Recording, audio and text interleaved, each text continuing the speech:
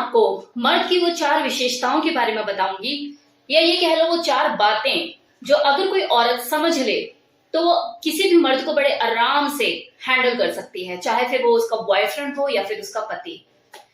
वैसे तो हर आदमी की अपनी अपनी स्पेशलिटी होती है, लेकिन ये 4 बातें ऐसी हैं जो ज्यादातर मेल में पाई जाती है। और वो क्या है? नंबर 1, तो सबसे पहली विशेषता जो कि बहुत ही बेसिक सी साइकोलॉजी है कि ज्यादातर जो मेल है वो कॉम्पिटिटिव नेचर के होते हैं, और ये उनका कंपटीशन तब उस लेवल पे ज्यादा बढ़ जाता है जब बात किसी फीमेल के दिल जीतने की हो। मतलब अगर एक लड़की के पीछे 2 लड़के हैं तो वहां पर उनके बीच में जो कंपटीशन है वो चरम सीमा पर पहुंच जाता है। वो उसे इंप्रेस करने के लिए किसी भी लेवल तक जा सकता है। इनफैक्ट वो अपने नंबर बढ़ाने के लिए उस लड़की की नजरों में दूसरे आदमी को डाउन करने में भी कोई कसर नहीं छोड़ेगा कि क्या कमाता है ये, ओप्पो लेकर घूम रहा है, पूरे दिन तो स्कूटी पे फिरता रहता है, और क्या रही है कि तो बहुत अच्छा कमाता है। तो ऐसे में जब 2 लोगों के बीच में कंपटीशन की फीलिंग होती है पर्टिकुलर उस लड़की के लिए, तो कहीं ना कहीं उस लड़की के लिए ही फायदेमंद होता है। अब ये डिपेंड करता है उस लड़की के ऊपर कि वो दोनों में से किसी एक को रिजेक्ट करती है या दोनों को ही रिजेक्ट कर देती है या किसी एक को पसंद कर लेती है, ये उसकी अपनी चॉइस है। और देखो ये जो कंपटीशन है ना, ये कहीं ना कहीं मैरिड कपल के भी बीच में देखा जाता है। जैसे मान लो कि 2 बहनें हैं, तो एक का हस्बैंड दूसरे को देख के खुशी नहीं होगा कभी भी, हमेशा यही रहेगा यार तू बड़ा ज्यादा तारीफ करती है अपने जीजा की, मुझे तो नहीं लगता कि कुछ ऐसा कमाता होगा खास, अगर इतना मैं कमाऊं ना तो सोने के बर्तनों में खाऊं। जैसे देख लेते थे जीजा को भी, अपने बच्चे का एडमिशन कराना था, बड़ा रैपो वाला बनता है, पोजीशन वाला बनता है, किसी काम आया हमारे वो। तो इस तरह की चीजें होती हैं। ज्यादातर जो मेल होते हैं वो कॉन्स्टेंटली सेक्स के बारे में सोचते हैं। सेक्स उनका साइकोलॉजिकल पर्पज या ये कह लो मिशन होता है। अब यहाँ जो मैं बातें बोल रही हूँ, प्लीज ये मत समझना सबके लिए बोल रही हूँ, मैक्सिमम लोगों की बात कर रही हूँ, हो सकता है आप मैक्सिमम में ना आते हो, लेकिन ये देखा गया है कि ज्यादातर जो मेल होते हैं उन्हें डर्टी सेक्स पसंद होता है, गंदा सेक्स, और उनकी जो फैंटेसी होती है बहुत ही वाइल्ड होती है, इमेजिनेशन बहुत वाइल्ड होती है। और ये भी देखा गया है कि ज्यादातर जो मेल होते हैं वो एक्स्ट्रा मैरिटल अफेयर के चक्कर में तब पड़ते हैं जब उनकी बीवी प्रेग्नेंट होती है। एक आदमी की इमेजिनेशन बहुत ही वाइल्ड होती है, भले वो अपनी इमेजिनेशन को, अपनी फैंटेसी को एक्सप्रेस करे या ना करे।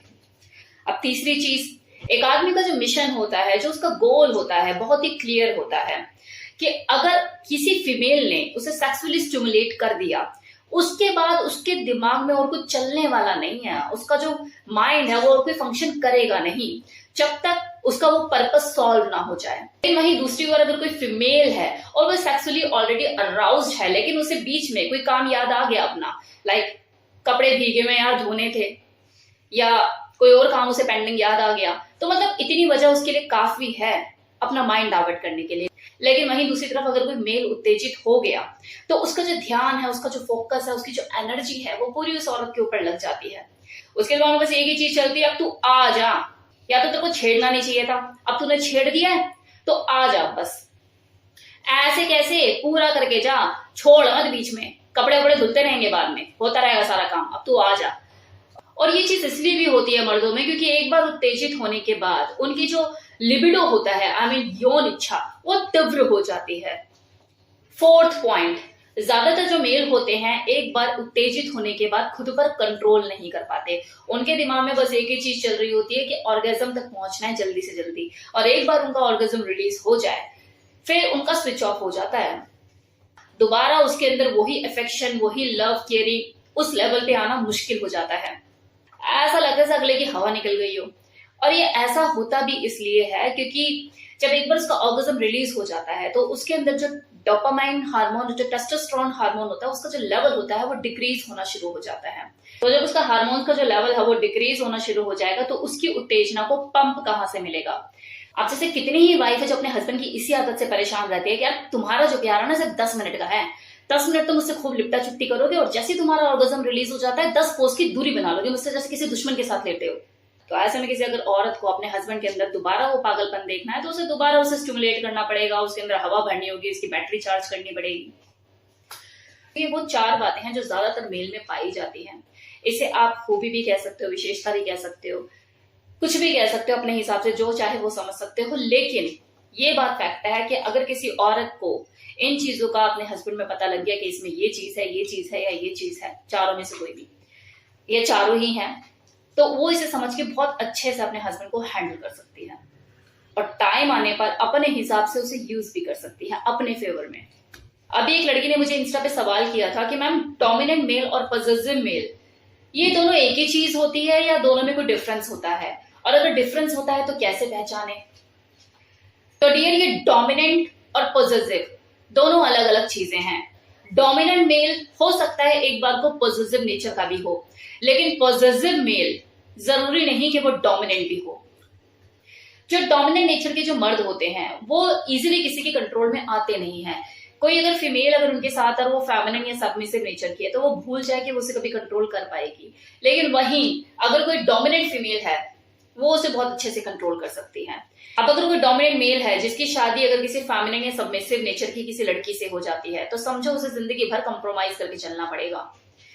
मतलब उसके नेचर में सुनना नहीं है, उस लड़की को सुनना पड़ेगा, आदत डालनी पड़ेगी उसे।